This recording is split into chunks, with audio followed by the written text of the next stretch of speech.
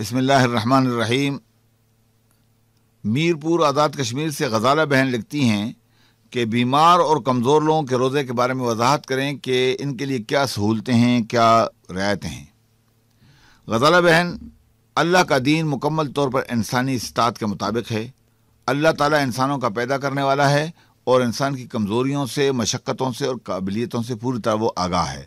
لہذا اس نے رمضان کے روزے میں بھی ان تمام چیزوں کا لحاظ رکھا ہے جو ایک انسان کے لیے ضروری ہیں۔ قرآن پاک کے سورہ بقرہ میں جو رمضان کے احکام بیان ہوئے ہیں، اسی میں یہ بات بتا دی گئی تھی کہ ومن کان مریضا او علی سفر فعدۃ من ایام اخر، جو کوئی آدمی بیمار ہو یا سفر پر ہو تو وہ روزوں کی تعداد بعد میں پوری کر لے، یہ گنتی بعد میں پوری کر لے۔ گویا کہ شریعت کا یہ دائمی حکم ہے کہ جو آدمی بیمار ہوگا روزہ نہیں رکھ سکتا ہے، یا سفر پر ہے وہ روزہ نہیں رکھ سکتا ہے، یا اتنا شدید کمزور ہے کہ وہ روزہ رکھنے کی استطاعت نہیں رکھ سکتا ہے، تو اس کے لیے اللہ کے دین میں یہ نرمی موجود ہے کہ وہ ان دنوں میں، رمضان کے مہینے میں روزہ نہ رکھے، اور بعد میں جب دن اسے سوٹ کریں، مناسب دن ہوں، اس کی صحت اجازت دے، اس کا سفر اجازت دے، تو وہ اپنے روزے کی کمی کو پورا کر لے اور اتنے دن روزہ رکھے۔ یہ چیز ذہن میں رکھیے۔ البتہ وہ بیمار جو بالکل کبھی بھی روزہ نہیں رکھ سکتا ہے، اس کے لیے شریعت نے ایک حکم دیا ہے، اور وہ یہ ہے کہ ہر روزے کے بدلے طعام و مسکین، ایک انسان کا کھانا کھلانا، ایک مسکین فقیر آدمی کو دن بھر کا کھانا کھلانا، یہ ایک روزے کا الٹرنیٹ ہے، متبادل ہے۔ لہذا اگر کوئی بیمار ایسا ہے کہ اس کے صحت مند ہونے کی کوئی امید نہیں ہے، وہ صحت مند نہیں ہو سکتا ہے، تو وہ اپنے ہر روزے کے بدلے کسی ایک مسکین کو دن بھر کا کھانا کھلائے گا، یا اس کی قیمت ادا کر کے کسی غریب کو دے گا تاکہ وہ اپنا پیٹ بھر سکے یا اپنے بچوں کو اس میں سے کھلا سکے۔ گویا کہ بیماروں اور کمزور لوگوں کے لیے روزے میں جو رعایت ہے وہ ایک فطری رعایت ہے، اور شریعت نے اس کو اون کیا ہے کہ جو آدمی روزے نہیں رکھ سکتا ہے سفر کی وجہ سے یا بیماری کی وجہ سے، تو وہ اپنے روزے کی قضا بعد میں پوری کر لے، اور جتنے روزے اس نے نہیں رکھے ہیں بیماری یا سفر کی وجہ سے، وہ روزے بعد میں پورے کر لے۔ اور اگر بالکل وہ نہیں پورے کر سکتا ہے، روزے نہیں رکھ سکتا ہے، تو پھر اپنا فدیہ ادا کر دے۔ اس کو ہم فدیہ کہتے ہیں شریعت کی زبان میں، کہ ایک روزے کے بدلے 24 گھنٹے کے ایک انسان کے کھانے کی ضروریات پوری کرے۔ وہ غلہ بھی دے سکتا ہے، وہ پیسے بھی دے سکتا ہے، اور وہ کسی انسان غریب کو بلا کر 24 گھنٹے کھانا بھی کھلا سکتا ہے۔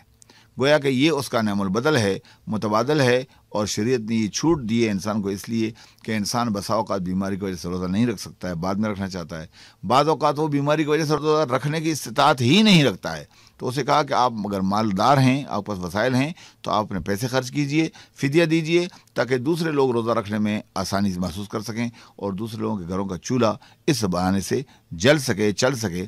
آپ اپنے فدیے کے نام پر یہ رقم ادا کیجئے۔ بیمار اور کمزور لوگوں کے لیے روزے میں یہ رعایت شرعی ہے، فطری ہے، اور اللہ کے دین میں یہ باقاعدہ موجود ہے۔ اپنے آپ پر ظلم نہیں کرنا چاہیے۔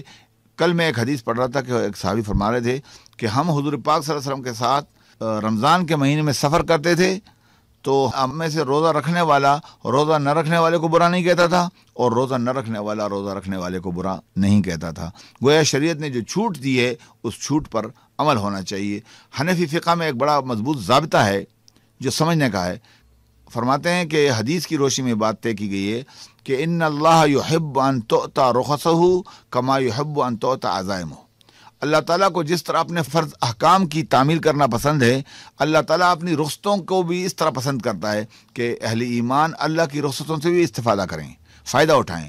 لہذا اگر بیمار کو شریعت نے چھوٹ دی ہے کہ وہ سخت روزہ نہ رکھے، تو اس میں کوئی عیب محسوس نہیں کرنا چاہیے، اس میں کوئی گناہ نہیں ہے، اور اپنی جوان مردی نہیں سمجھنی چاہیے کہ نہیں میں تو بیمار بھی ہوں تو روزے رکھوں گا۔ نہیں، آپ بیمار ہیں تو اللہ کے دین میں آپ کے لیے نرمی موجود ہے، اس نرمی سے بھرپور فائدہ اٹھائیے، اور یہ فائدہ اٹھانا آپ کے لیے کوئی عیب کی بات نہیں ہے، کوئی نقص کی بات نہیں ہے۔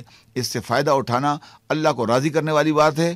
اللہ تعالیٰ اپنے فرائض کی ادائیگی میں بھی راضی ہوتا ہے، لیکن اگر کوئی آدمی اللہ کی دی ہوئی رخصت سے فائدہ اٹھاتا ہے تو اللہ کو وہ بات بڑی پسند ہے، کیونکہ وہ چاہتا ہے کہ میرے بندے میری رخصتوں سے، میری چھوٹ سے فائدہ اٹھائیں۔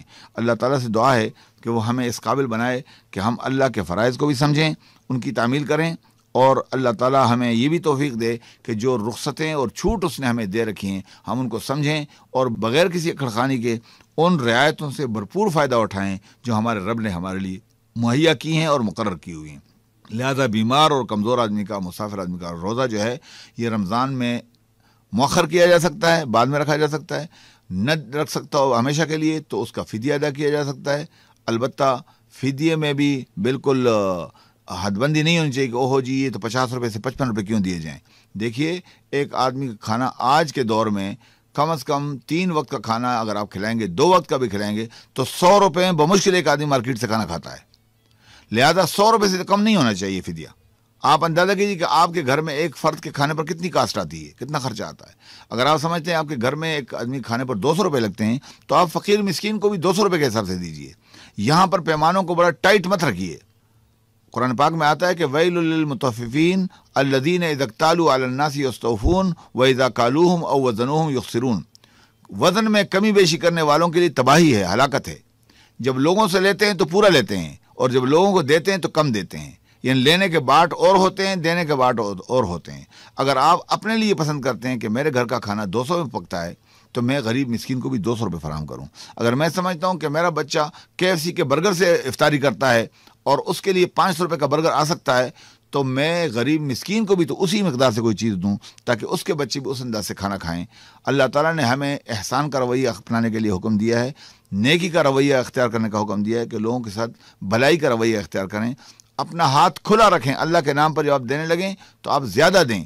2 روپے آپ نے دینے تو 4 روپے دے دیں، کوئی فرق نہیں پڑتا ہے. جس رب نے آپ کو اتنا بڑا خزانہ دیا ہوا ہے، ڈھیر دیا ہوا ہے، اس میں سے اگر آپ 2-4 ہزار روپے اللہ کی راہ میں دے دیتے ہیں تو جب وہ روزہ دار روزہ کھولے گا تو آپ کو روزے کا اجر بھی ملے گا اس کا. اللہ تعالیٰ کی ان رحمتوں کا جواب سخاوت سے دیجیے. حضور پاک صلی اللہ علیہ وسلم کے بارے میں ام المومنین عائشہ صدیقہ رضی اللہ عنہا فرماتی ہیں کہ حضور پاک بہت سخی تھے، بڑے دینے والے تھے، لیکن رمضان کے مہینے میں تو آپ چلتی پھرتی ہواؤں سے بھی زیادہ سخی اور دینے والے ہوتے تھے. یعنی جس طرح ہوائیں کسی روک ٹوک کے بغیر لوگوں کے اوپر چلتی ہیں، حضور پاک صلی اللہ علیہ وسلم رمضان میں بغیر کسی روک ٹوک کے دیا کرتے تھے. لہذا اللہ نے آپ کو جتنی استطاعت دی ہے اس استطاعت کے مطابق پیش کیجئے، اللہ کو راضی کیجئے اور اللہ کے بندوں کے ساتھ نرمی کا رویہ اپنائیے. اللہ تعالیٰ مجھے بھی اور آپ کو ان پر عمل کرنے کی توفیق عطا فرمائے.